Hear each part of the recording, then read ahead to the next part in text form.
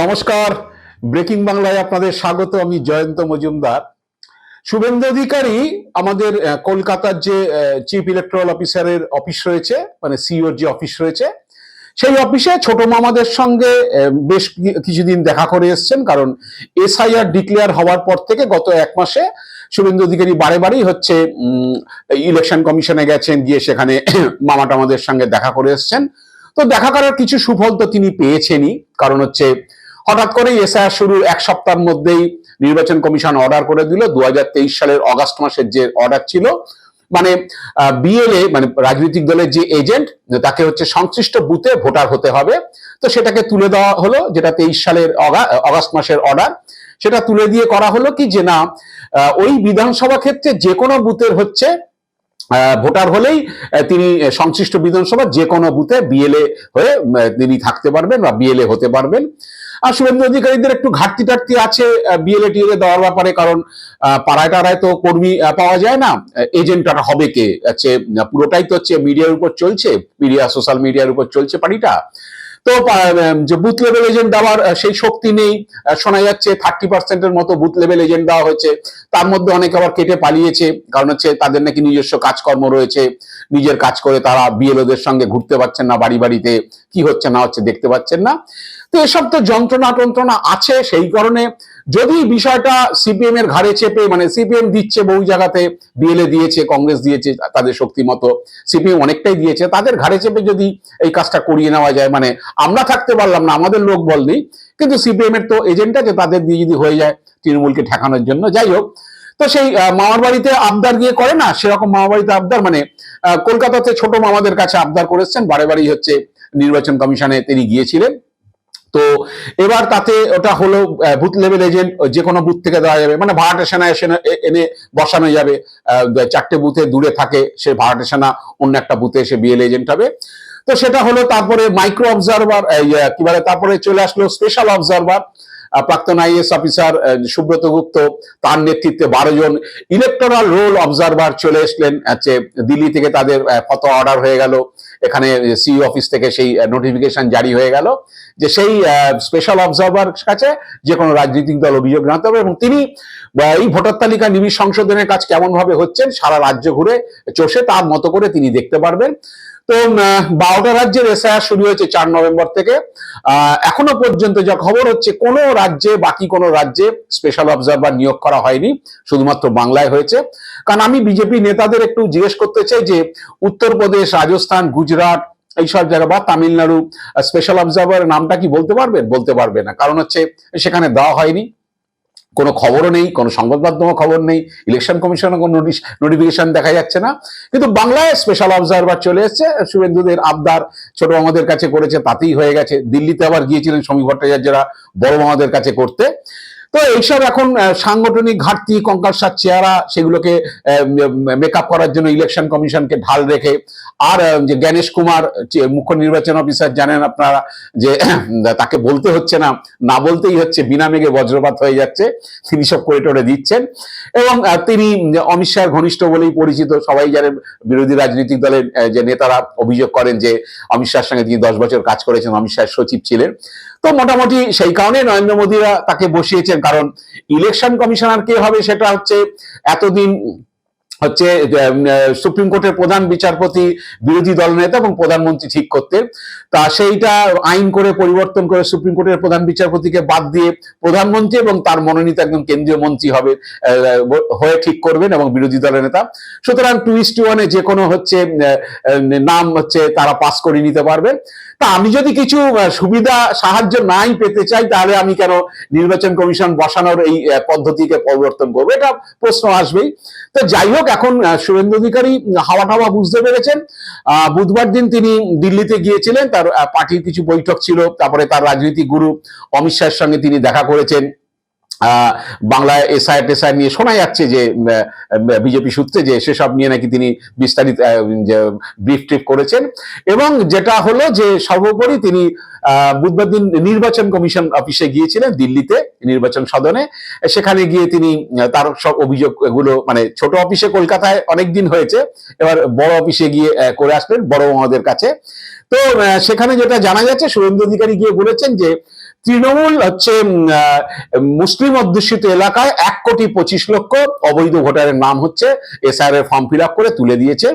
তো বিষয়টা কি যে সেখানে নাকি তারা হচ্ছে বিএলওদের কাছ থেকে তৃণমূলের লোকজন এবং আইপ্যাকের লোকজন নাকি সব ইয়েগুলো নিয়ে নিচ্ছে, ওটিপি গুলো নিয়ে 1,25,00,000 হচ্ছে অবৈধ ভোটারের নাম তুলে নিয়েছেন। আসলে শুভেন্দু অধিকারী এসআর শুরুর সময় বলেছিলেন যে পশ্চিমবাংলায় 1,25,00,000 বাংলাদেশি অনুপ্রবেশকারী এবং রোহিঙ্গা মুসলিমেরা রয়েছে, তো সেই নাম বাদ যাবে। তো এখন তো সব বোধহয় হিসেব টিসেব মিলছে না, যাই হোক বলেছে 1,25,00,000 নাম সব তারা তুলে দিয়েছে বিএলওদের সঙ্গে ষাট করে।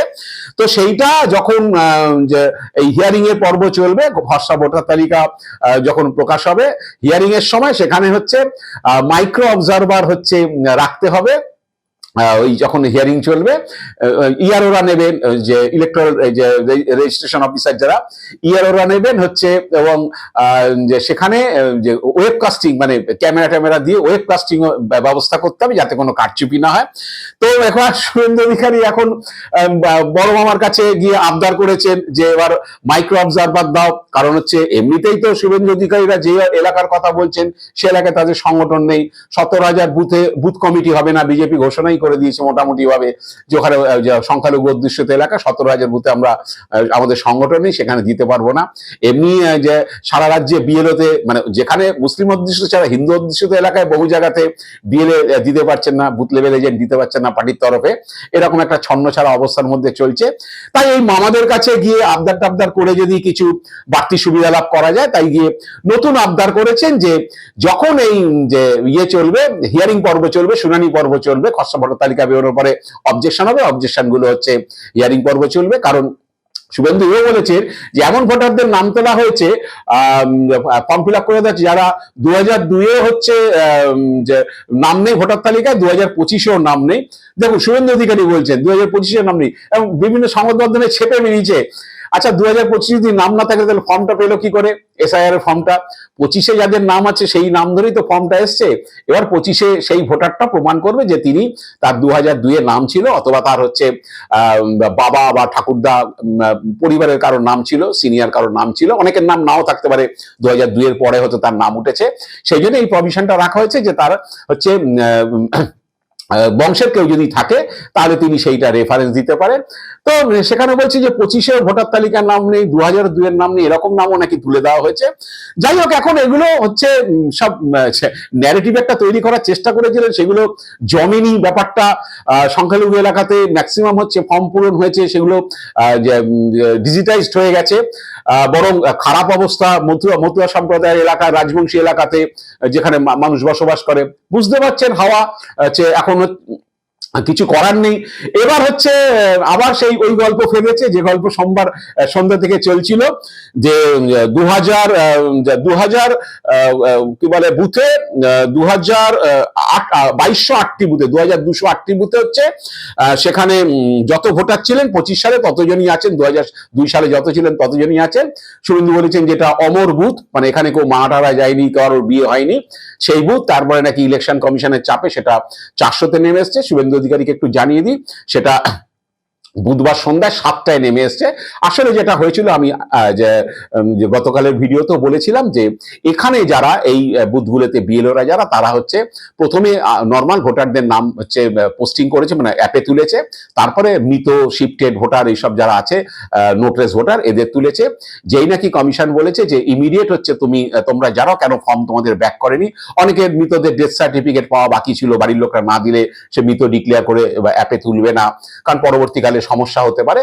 এইসব কারণে তাদের কাজটা পিছিয়ে ছিল, কিন্তু 72 ঘন্টার মধ্যে ওটা নীল হয়ে গেছে। বুধবার সন্ধ্যাবেলা সেটা সংখ্যাটা 7-এ এসে দাঁড়িয়েছে। আসলে অমরও নয়, কিছুই না, সব রকম ভোটারই সেখানে আছে। ডেথ ভোটার আছে, ডবল এন্ট্রি ভোটার আছে, নোটরেস ভোটার আছে, শিফটেড ভোটার আছে, সবই আছে। তারা তুলতে দেরি করেছে বলে সেই ফর্মগুলো এসে যেহেতু পৌঁছয়নি, অথচ সেখানে মৃত ভোটার দেখা যাচ্ছে না, নোটরেস ভোটার দেখা যাচ্ছে না, শিফটেড ভোটার দেখা যাচ্ছে না, সেই কারণে ইলেকশন কমিশন একটা যে চক আউট করে বার করেছিল যে 2208টা বুথে এরকম হয়েছে। তার মধ্যে আবার দক্ষিণ চব্বিশ পরগনা নাকি সবচেয়ে বেশি ছিল। যাই হোক, তো এখন কোনোদিনই কিছু টিকছে না ব্যাপারটা, এই জন্য অসুবিধা হয়ে যাচ্ছে। ফলতা বিধানসভা কেন্দ্র নিয়ে শুভেন্দু অধিকারী সিইও অফিসে গিয়ে বারে বারে অভিযোগ করলেন। স্পেশাল অবজারভার সুব্রত গুপ্ত এলেন, তিনি গিয়ে ফলতাতে মিটিং করলেন রবিবার।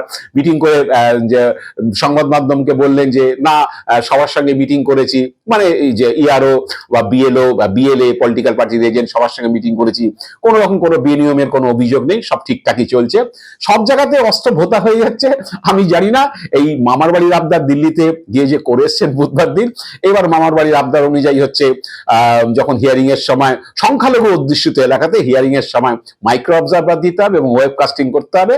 শুভেন্দু ভাবছেন যে আমাদের ওখানে এজেন্ট না থাকুক, কারণ ওই বুথে কার নাম কে তুলেছে সেটা অবজেকশন দিতে গেলে তো একটা লোক লাগে, লোক তো নেই সেখানে, বুথ লেভেল এজেন্ট দিতে পারছে না, লোক নেই।